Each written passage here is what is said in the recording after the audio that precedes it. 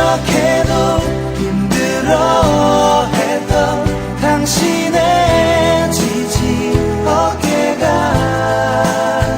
이젠 쉬도록 편히 쉬도록 여기 주님의 숲에. 올해 저희가 심고 자라는 교회 표보로 산 거예요. 지난주에는 묵은 밭을 달라고 제가 말씀드렸습니다. 두 가지를 말씀드렸는데 혹시 기억하는 분들 계세요? 말씀으로 가려, 순종으로 가려고. 앞으로는 계속해도 되겠어요.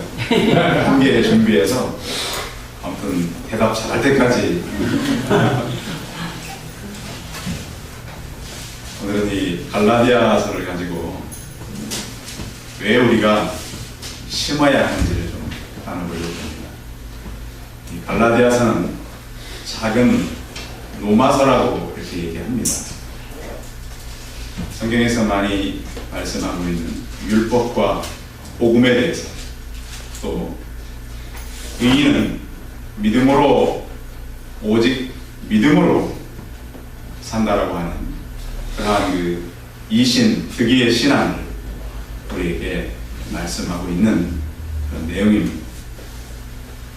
그런데 갈라디아서를 바울이 쓸 때는 바울이 굉장히 감정이 격해 있었습니다. 그 이유는 바울이 갈라디아 교회 성도들에게 복음을 잘 전했는데 교회가 바울이 전한 복음을 잘 유지하지 못하고 다시 율법적으로 흘러가려고 한다는 그러한 소식을 바울이 들었기 때문입니다.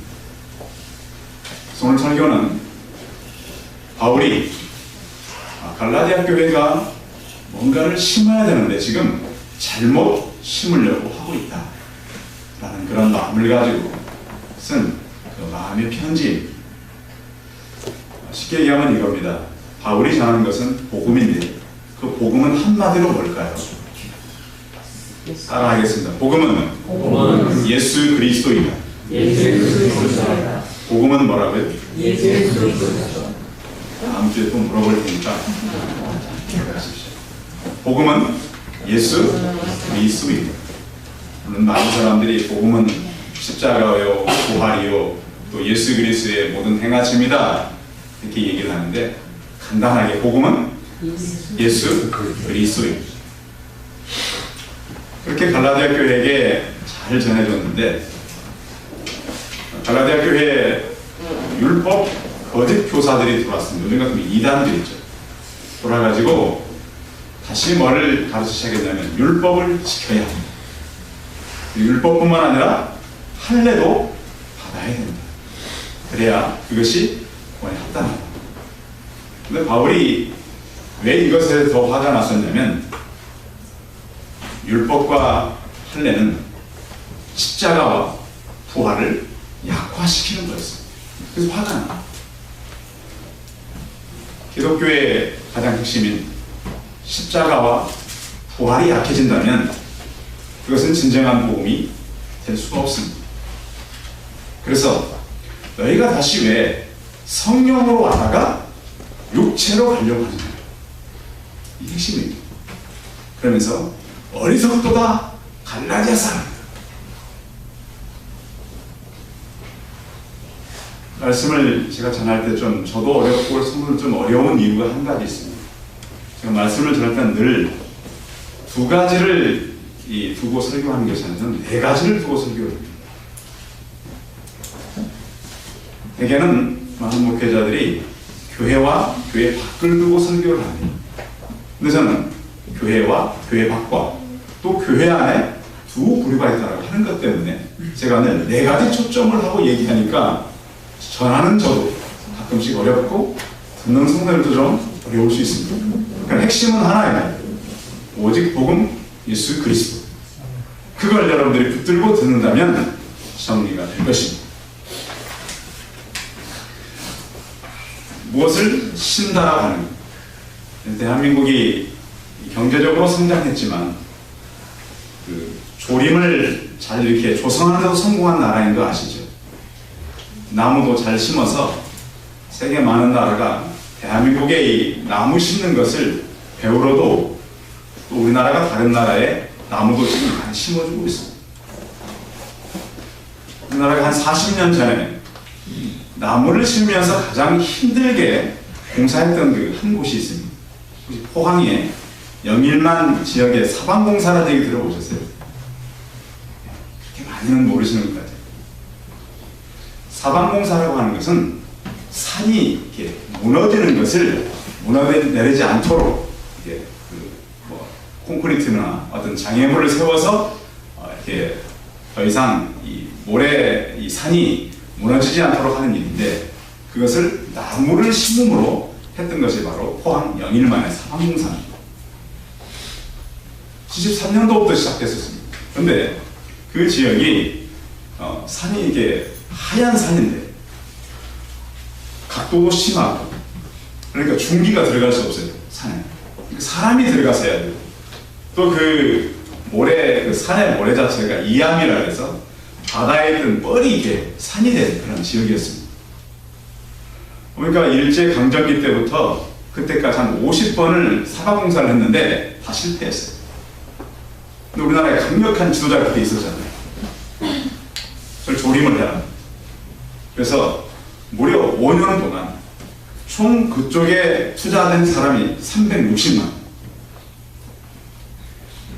그 비탈진 곳에 흙을 전부 옮겨다가 산에 도랑을 만들고 나무를 심었습니다. 그 산 자체가 그 모래, 짠모래입니다. 그러니까 심으면 다 죽습니다. 근데 그것을 성공을 했어요. 5년.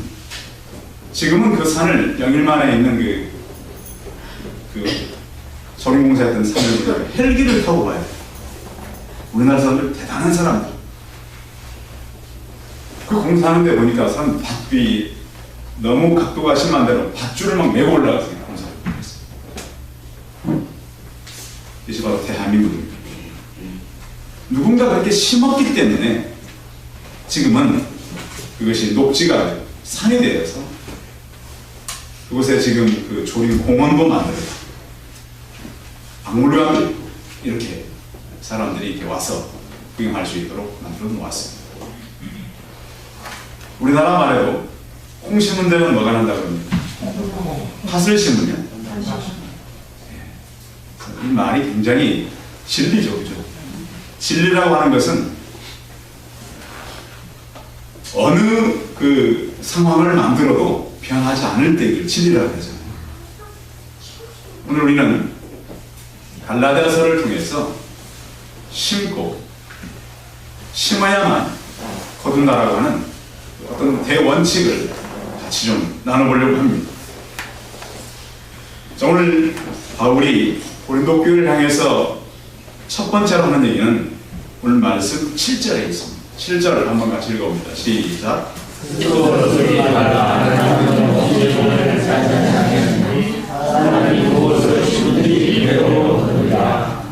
스스로 어떻게 하지 말라고요? 속이지 말라. 하나님은 어떤 분이시라고요? 업신여김을 받지 않는다. 업신여김을 받지 않는다는 의미는 기만당하지 않는다 이 말입니다. 갈라디아 교회가 잘못했던 것은 예수 그리스도를 받아서 예수 그리스도를 전해야 되는데 거기에 관심보다는 다시 율법의 행위로 갔다는 거죠. 교회는 예수 그리스도를 믿고 그것을 전하는 기관이 바로 교회입니다. 교회에 많은 기관을 만드는 것도 중요한 것이 아니에요. 다른 일을 많이 하는 것도 그렇게 중요한 것은 아니에요. 오직 교회는 누가 전해져야 됩니까? 누가 전해져야 돼요? 예수 그리스도가 전해져야 돼요. 근데 갈라디아 교회가 그것을 놓친 거예요. 그래서 바울이 화가 나는 거예요. 이 생명의 복음, 예수 그리스도를 전하는 것을 이 사람들이 잃어버렸어요. 예수 그리스도를 심어야 걷는데 심지를 않고 있다는 거죠. 요즘에도 보면 사람들이 그런다 그러죠. 일은 적게 하고 뭐는 많이 받는다 그래요? 봉급은 많이 받아요. 사장님들이 힘들어요. 제가 며칠 전에 얘기했잖아요. 오늘이 교회에 필요한 물건 맡겼는데 도저히 일을 어떻게 해야 되는 직원들이 모르더라고요. 직원들은 사장님이 볼 때는 물론 유능한 직원도 있겠죠. 그런데 일은 조금 하면서 뭘 많이 기대해요? 네, 싹은 많이 기대해요. 그러니까 사장님이 볼 때는 참 어려운 거죠. 우리도 마찬가지입니다.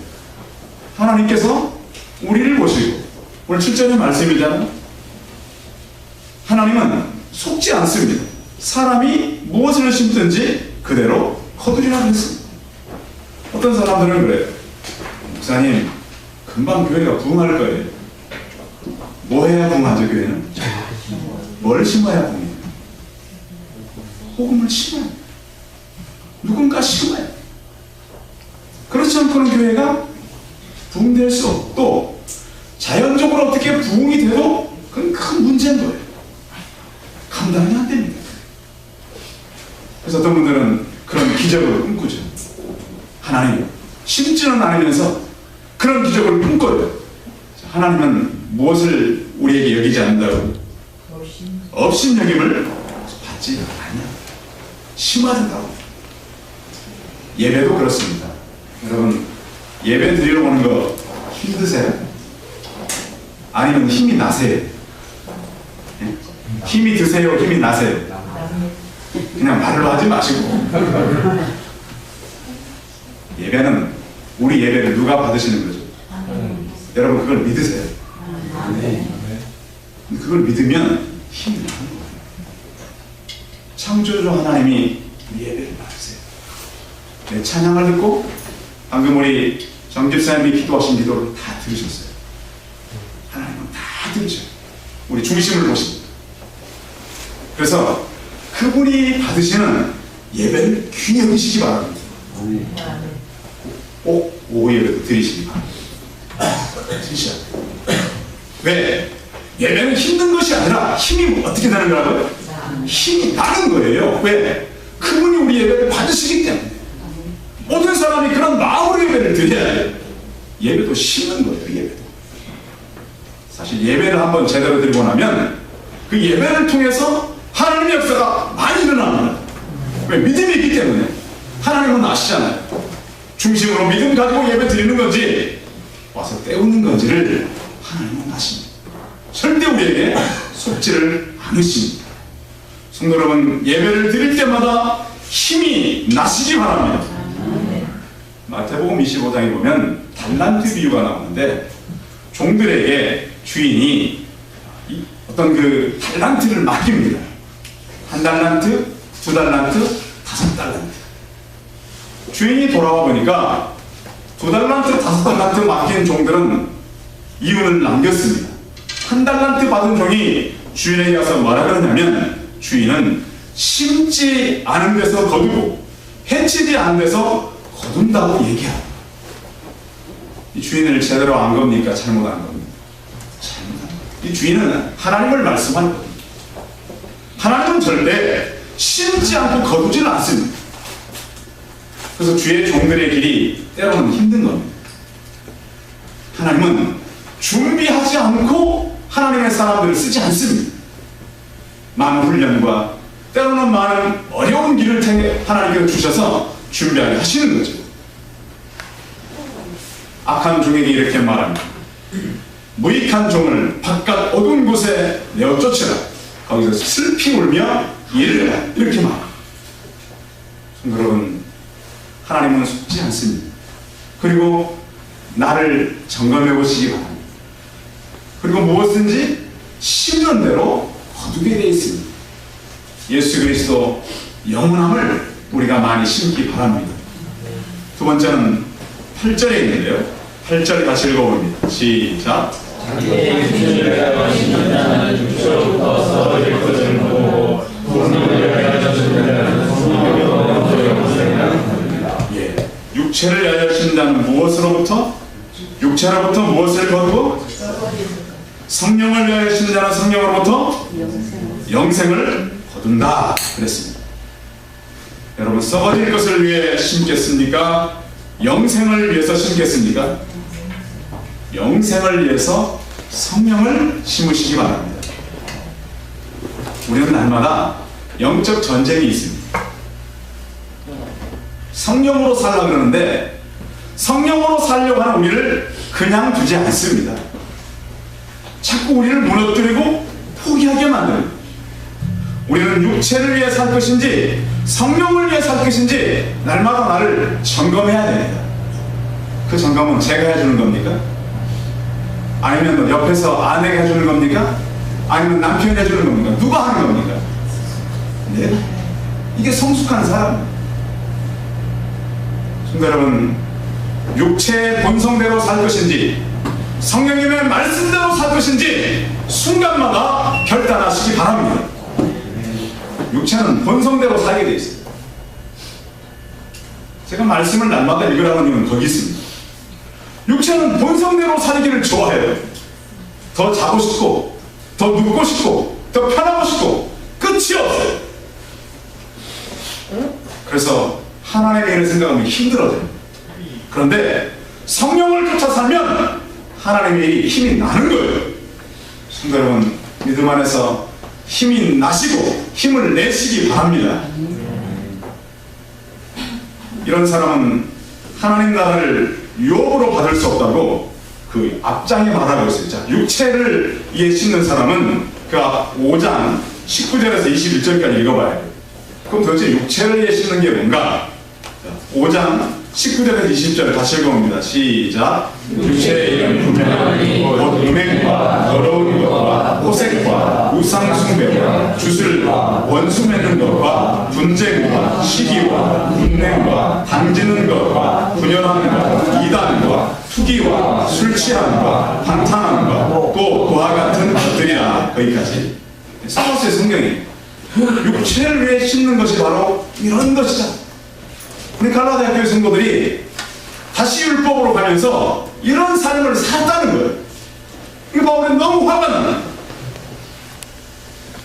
우리가 성령으로 살면 성령으로 하나라고 성경은 말씀하고 있어요. 자, 5장 25절 읽어봅니다. 5장 25절 시작.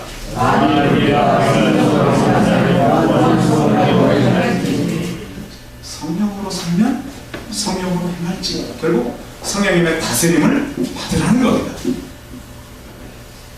육체는 썩어질 것을 심게 되는데요, 성경에서 말씀하고 있는 이 썩어짐은 점진적인 부패를 말해요.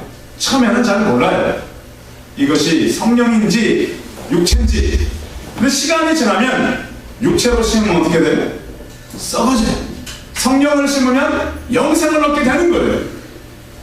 결국 성령의 열매는 그또 5장에 있어요. 성령의 열매는 어떻게 드러나는가? 5장 21절에서 23절까지. 앞에 21절 23절 성령의 열매 시작. 사랑과 희락과 오래 참음과 자비와 양성과 충성과 온유와 절제, 이 같은 것을 금지할 법이 없느니라. 아멘. 성령의 열매 이렇게 맺힌다는 거예요. 우리의 삶에 육체를 심든 성령을 심든 그것은 누가 하는 거죠? 내가 하는 거예요. 내가 하되 분명히 생각을 가지고 하라는 거예요. 내가 이렇게 행동함으로써 어떤 결과가 나타나는지, 그러면서 또 그렇게 한다고 해서 또 다 되는 건 아니에요. 성경은 결론이 중요해요. 자, 9절입니다. 9절 시작.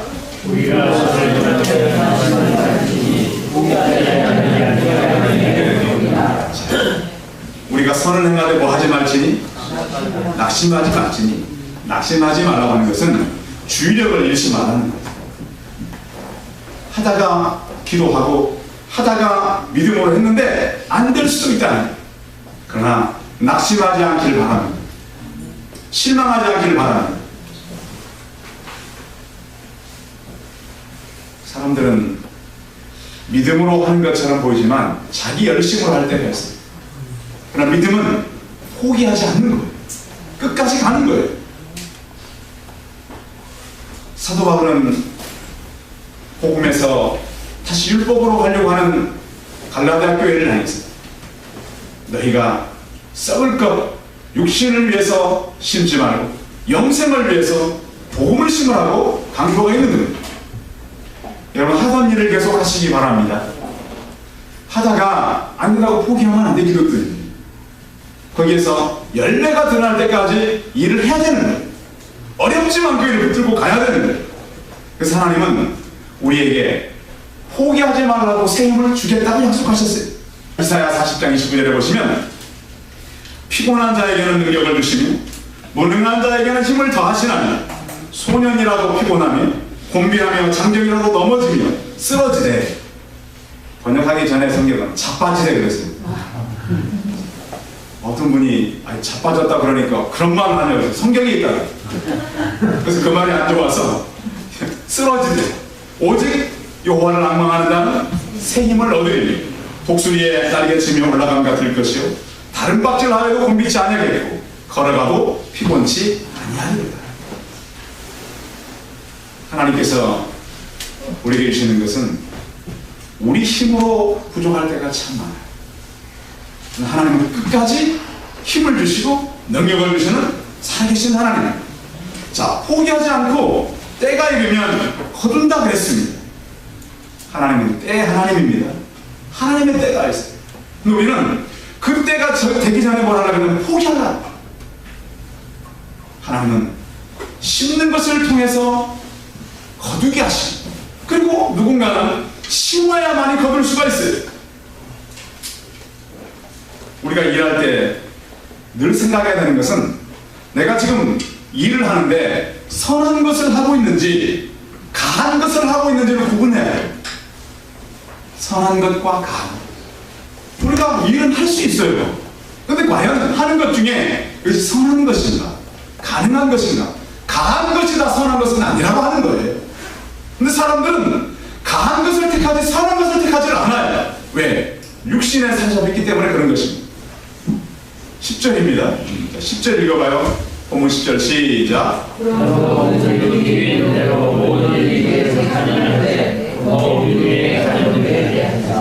아멘. 우리는 육체에 끌려다니지 아니하고 성령님의 다스림을 받아야 되는데, 모든 일은 때가 있어요. 때. 농사하는 농부들이 추수할 때 안 거두면 어떻게 돼요? 그 곡식들이 다 썩고 공사하는 것이 다 헛것이 되는 거 아니겠습니까? 한 해 동안 농사하는 거지.